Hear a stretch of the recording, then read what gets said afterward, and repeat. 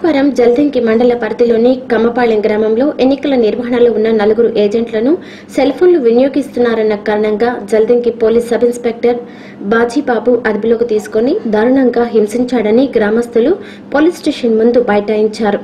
ఉదయగిరి నియోజకవర్గంలో ఎన్నికల నిర్వహణ బందోబస్తును పరిశీలించి తిరిగి వస్తున్న కావలి డీఎస్పీ బాల వెంకటేశ్వరరావు జల్దంకి స్టేషన్ కు చేరుకున్నారు. గ్రామస్తుల ఫిర్యాదును విన్నారు. విచారణ నిర్వహించి పొరపాటు జరిగి ఉంటే తమ ఎస్ఐ బాజీబాబుపై శాఖపరమైన చర్యలు తప్పకుండా తీసుకుంటామని హామీ ఇచ్చారు.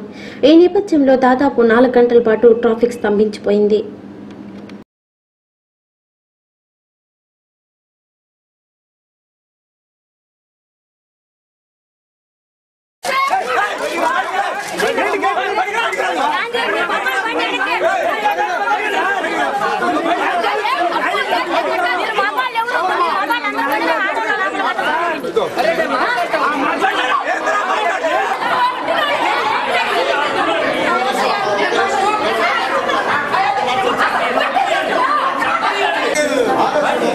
వాళ్ళ దగ్గర సెల్లు ఉన్నాయని పట్టుకున్నారు. పైపెచ్చు అట ఎస్పీ వచ్చారంట. అప్పుడు ఆ టైంలో ఎస్పీ వచ్చారంట. ఈ జేబులో బ్యాలెట్ పేపర్ ఉంది కదా, ఆ పేపర్ ఉందంట. ఇవన్నీ ఎందుకు పెట్టుకోవాల్సి వచ్చిందని తీసుకొచ్చి పెట్టారు. తీసుకొచ్చి పెట్టిన తర్వాత అడిగాము, ఏం సార్ ఎప్పుడు పంపిస్తారని. 10 తర్వాత పంపిస్తా అన్నాడు. మేము ఇంటికి వెళ్ళాము. ఇంటికి వెళ్ళిన తర్వాత అతను గుడ్డలు ఇప్పించేసి అతను ఇష్ట ప్రకారం కొట్టేసాడు. ఎస్ఐ గారు ఇష్ట ప్రకారం కొట్టేశాడు. ఒక రకంగా కొట్టడం కాదు. అన్ని పార్టీలో మీ పార్టీ అన్ని పార్టీ ఉభయల మొత్తాన్ని అన్ని పార్టీ ఒక పార్టీ కాదు, ఉభయల మొత్తాన్ని. ఇప్పుడు మీరు ధర్నా దేనికోసం చేస్తున్నారు? దేనికోసం అంటే అసలు ఆ ఎస్ఐ గారు ఎందుకు కొట్టవలసి వచ్చింది? మా వాళ్ళు ఏమి తప్పు చేశారు?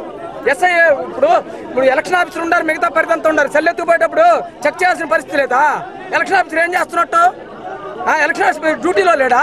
ఆయన వచ్చింది ఎందుకు? ఆయన శాలరీ తీసుకోవడం లేదా? ఆయన ఎందుకు వచ్చినట్టు ఎలక్షన్ ఆఫీసర్ గా? మీరు ఏం డిమాండ్ చేస్తున్నారు? ఏం డిమాండ్? ఎలక్షన్ ఇమీడియట్ లో సస్పెండ్ చేయాలి ఎస్ఐని. ఇమీడియట్ గా ఎస్ఐని పిలిచి 10 మందిలోకి సస్పెండ్ చేయించాలి. జల్దంకి మండలం. అసలు అతను ఎస్ఐ మాదిరిగా ప్రవర్తిస్తున్నాడు ఇటీవల కాలంలో. గత ఒక 2 నెలలు అయింది అతను వచ్చి ఎస్ఐ మాదిరిగా ప్రవర్తిస్తున్నాడు. అతను ఈ రోజు జరిగినటువంటి ఎంపీటీసీ జడ్పీటీసీ ఎలక్షన్ లో పోలింగ్ బూత్ లో సెల్ ఫోన్ కలిగి ఉన్నారని, తర్వాత ఇంకొక అతను ఓటర్ స్లిప్లు కలిగి ఉన్నారని, ఇంకో దాని మీద ఏజెంట్గా కాస్త గొడవపడే విషయం మీద పోలీసులు తీసుకురావటం, వాళ్ళ మీద చర్య తీసుకునే క్రమంలో వీళ్ళు కొట్టారని చెప్పి ఆరోపించడం చూసిన తర్వాత కూడా నేను కూడా ఇప్పుడు వెరిఫై చేశాను. తప్పనిసరిగా మా ఎస్ఐ గారి మీద ఎస్పీ గారికి ఇప్పుడే రికమెండ్ చేసి తప్పనిసరిగా చర్య తీసుకుంటున్నాడు అందరూ చెప్పాం. అందుకనే పబ్లిక్ అందరినీ కూడా ఇప్పుడు వాళ్ళ పెద్ద మనుషులు వాళ్ళందరూ చెప్పి వెళ్ళిపోమని చెప్పాము. దానికి వాళ్ళ పెద్ద మనుషులు కూడా ఇరు పార్టీలు వైఎస్ఆర్సీపీ అండ్ టీడీపీ కూడా అంగీకరించారు.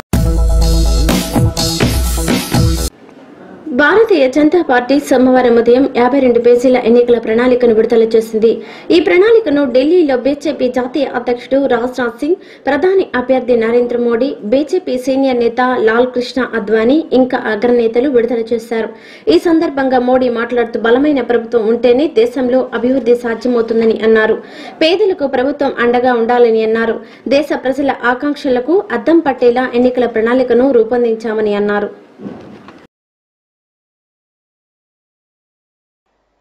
ये मैनिफेस्टो न ही एक चुनावी रिचुअल है और न ही यह कागजी दस्तावेज है। यह हमारी दिशा है, यह हमारा लक्ष्य है, यह हमारी प्रतिबद्धता है। अगर 2 शब्दों में मुझे कहना है तो मैं कहूंगा 2 मूल बातों को लेकर के हम आगे बढ़ रहे हैं। एक गुड गवर्नेंस, दूसरा डेवलपमेंट, सुशासन एवं विकास। और जब हम विकास की बात करते हैं तो विकास सर्वसमावेशक हो, विकास सर्वस्पर्शी हो, विकास सार्वदेशिक हो, विकास सर्वप्रिय हो। उसी प्रकार से जब हम गुड गवर्नेंस की बात करते हैं तो गुड गवर्नेंस सरकार वो होनी चाहिए जो गरीब के लिए सोचे, गरीब का सुने। दलित, पीड़ित, शोषित, वंचित, उनके लिए सरकार ही एकमात्र सहारा होती है। अगर वो उसको बच्चों को पढ़ाना चाहता है, ये सरकार का दायित्व बनता है कि उसके बच्चों को अच्छी शिक्षा दे। गरीब से गरीब व्यक्ति के लिए मां बाप अगर बीमार हैं तो सरकार का दायित्व है कि उन बूढ़े मां बाप को अच्छे से अच्छी स्वास्थ्य सुविधाएं उपलब्ध हो। और इसलिए शासन पंडित दीनदयाल उपाध्याय जी ने हमें जो मार्गदर्शन दिया है अंत्योदय की कल्पना का, उस अंत्योदय की कल्पना को लेकर के चलना।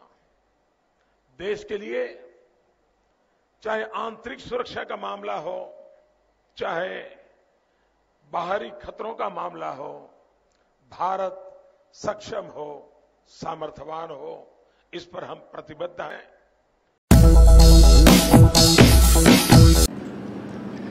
కావలి విశ్వవిద్యాలయ వైద్య సంస్థల స్థాపకుడు కీర్తిశేషులు దొడ్ల రామచంద్రారెడ్డి కాంస్య విగ్రహాన్ని ఉదయకి రోడ్డులోని విద్యా సంస్థల ప్రాంగణం ఎదురుగా 10వ తేదీ ఏర్పాటు చేయనున్న నేపథ్యంలో పనులు కొనసాగుతున్నాయి.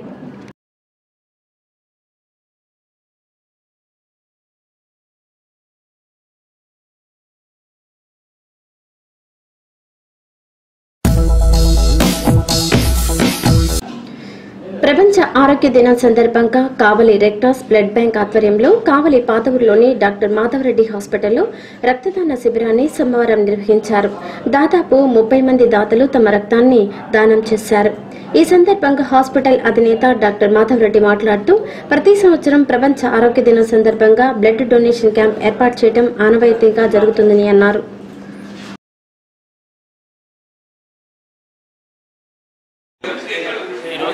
క్రాస్ కావలి వారి ఆధ్వర్యంలో మా లక్ష్మీ ఫిజియోకేర్ అండ్ ఒబేసిటీ హాస్పిటల్ లో బ్లడ్ డొనేషన్ క్యాంపు నిర్వహిస్తూ ఉన్నాము. ప్రతి సంవత్సరం కూడా ఈ బ్లడ్ డొనేషన్ క్యాంప్ గత 2 సంవత్సరాల నుంచి నిర్వహిస్తూ ఉన్నాము. ఈ సంవత్సరం కూడా అందులో భాగంగా ఈ యొక్క ఏప్రిల్ ప్రపంచ ఆరోగ్య దినోత్సవం సందర్భంగా ఈ యొక్క కార్యక్రమాన్ని ఏర్పాటు చేయడం జరిగింది. ఈ సంవత్సరం వరల్డ్ హెల్త్ ఆర్గనైజేషన్ యొక్క slogan prevention of vector borne diseases అనే స్లోగన్ కూడా small bite and a big treat. ప్రతి ఒక్కరూ కూడా అప్రమత్తంగా ఉండి మన ఇంటి పరిసరాలని పరిశుభ్రంగా ఉంచుకొని మంచి ఆహారం, మంచి నీరు తాగటం ద్వారా ఇటువంటి వ్యాధులన్నిటికీ దూరంగా ఉండి ఆరోగ్యమైనటువంటి సమాజాన్ని నిర్మించాలని కోరుతూ అందరం కలిసి మనకు అవకాశం ఉన్నంత వరకు బ్లడ్ డొనేట్ చేసి మరొక జీవితాన్ని కాపాడేటటువంటి మహద్భాగ్యాన్ని కలగజేసుకోవాలని ఆశిస్తూ కావలి విశ్వవిద్యాలయ విద్యా సంస్థల ప్రాంగణంలో పీజీ సెంటర్లో కావలి, బోగోలు, దగదర్తి, జల్దంకి మండలాల్లో జరిగిన స్థానిక ఎన్నికల బ్యాలెట్ బాక్సులను స్ట్రాంగ్ రూమ్ లోంచి అధికారులు భద్రపరిచారు. పోలీసు శాఖ పటిష్టమైన బందోబస్తును ఏర్పాటు చేసింది.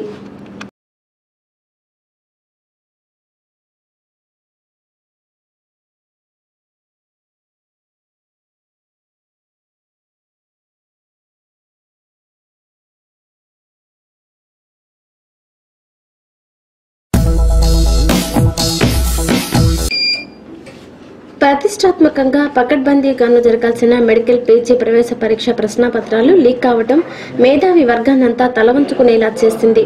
డాక్టర్స్ వ్యవస్థకు ఇది రాచపుండుగా మారింది. ఎన్టీఆర్ హెల్త్ యూనివర్సిటీలో లంచగొండి మేసిన ప్రొఫెసర్లు, ఉన్నతాధికారులు ఈ దగాకోరుతనానికి పాల్పడ్డారు. కోట్ల రూపాయల చేతులు మారాయి. దీనిపై స్పందించిన రాష్ట్ర గవర్నర్ విచారణకు ఆదేశించారు. సిఐడి విభాగం జరిపిన విచారణలో చాలా మంది నిందితులు ఉన్నట్లు రుజువైంది. కొందరిని ఇప్పటికే అరెస్ట్ చేయడం జరిగింది. కాగా తాజాగా సోమవారం మరో 4 నిందితులను సిఐడి విభాగం బాధ్యులు అరెస్ట్ చేసినట్లు సమాచారం. ఈ 4లో ప్రధాన నిందితుడు అనూప్ అని తెలిసింది. ఇంకా చాలా విషయాలు ఈ వ్యవహారంలో వెలుగు చూడాల్సింది.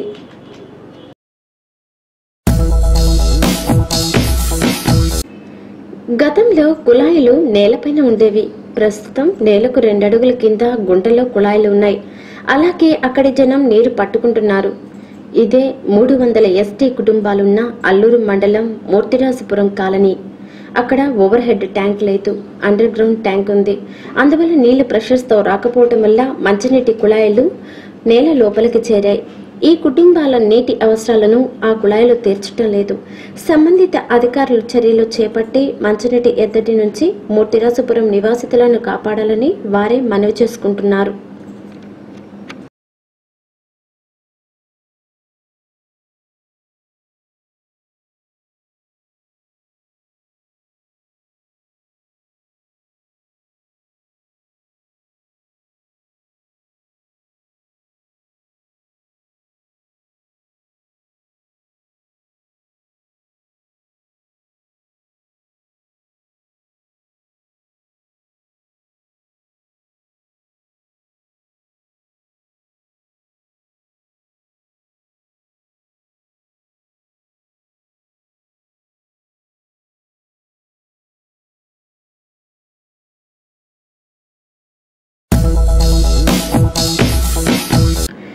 బోగోలు మండలం ముంగమూరు గ్రామంలో రొయ్యల గుంటల్లో పనిచేసుకునే చేబూరు లక్ష్మమ్మ అనే గిరిజన మహిళ కరెంటు షాక్ తగిలి సోమవారం మృతి చెందింది. కావలి ఏరియా హాస్పిటల్లో పోస్టుమార్టం నిర్వహించారు. ఈ విషయంపై దళిత సంరక్షణ సమితి బాధ్యుడు ఎస్ మల్లి మాట్లాడుతూ రొయ్యల గుంటల్లో కరెంటుపై సరైన పర్యవేక్షణ లేని కారణంగానే లక్ష్మమ్మ మృతి చెందిందని అన్నాడు.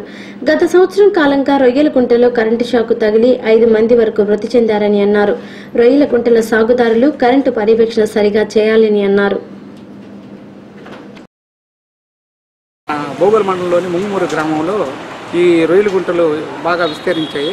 ఆ విస్తరించే క్రమంలో ప్రతి ఒక్కరు కూడా ఈ రొయ్యల గుంటల దగ్గర అక్కడ ఉన్న పేదవాళ్ళ నుంచి సలహా యానోదాలను కూడా పెట్టుకొని ఆ సలహా యానోదాలని ఆ రొయ్యల గుంటలు కాడ పెట్టడం వల్ల ఇప్పుడు 5వసారి సలహా యానోదులు 5 మంది చనిపోయారు. ముంగమూరు గ్రామంలోని రొయ్యల గుంట దగ్గర పంతులు రొయ్యల గుంట దగ్గర 3 నెలల క్రితం ఒక మనిషి చనిపోయాడు. అలాగే తూకాల దగ్గర 2 నెలల క్రితం ఒకరు చనిపోయారు. జడగోగుల్లో ఒకరు చనిపోయారు. ఇప్పుడు ముంగమూరు దగ్గర సత్యం సుబ్బయ్య అనే ఒక ఆయన రొయ్యల గుంట దగ్గర కూడా చనిపోయారు. ఇప్పుడు వచ్చి గద్దె వెంకటేశ్వర్లు అనే ఆయన రొయ్యల గుంట దగ్గర ఒక యానాది మహిళ చనిపోయింది. పేరు చేవూరి లక్ష్మమ్మ. అతి దారుణంగా ఇప్పుడు డిఎస్పీ గారు కూడా ఈ రొయ్యల గుంటలో జరుగుతున్నటువంటి యానాదులు అమాయకుల యానాదుల్ని బలి తీసుకుంటున్నారు. దీని మీద తక్షణమే డిఎస్పీ గారు దీని మీద ఇట్లాంటి విధంగా రొయ్యల గుంటలంతా పిలిపించి విచారించి ఇట్లాంటి ఇన్సిడెంట్ జరగకుండా భవిష్యత్తులో చర్య తీసుకోవాలి. రొయ్యల గుంటలో చనిపోయిన వాళ్ళందరూ కూడా నష్టపరిహారం ఇవ్వాలని చెప్పి కోరుతున్నాం. ఇది ఎస్పీ గారు డిఎస్పీ గారు అమాయకులైన రొయ్యల గుంటలో యానాదుల్ని ఖచ్చితంగా వాళ్ళకి న్యాయం జరగాలి. వాళ్ళ 3 పిల్లలు కాబట్టి వీళ్ళందరూ కూడా చాలా దారుణం. కాబట్టి ఈ చేవూరు లక్ష్మమ్మకి జరిగిన అన్యాయం స్పందించి వాళ్ళకి న్యాయం చేయాలని చెప్పి మేము కోరుతున్నాం.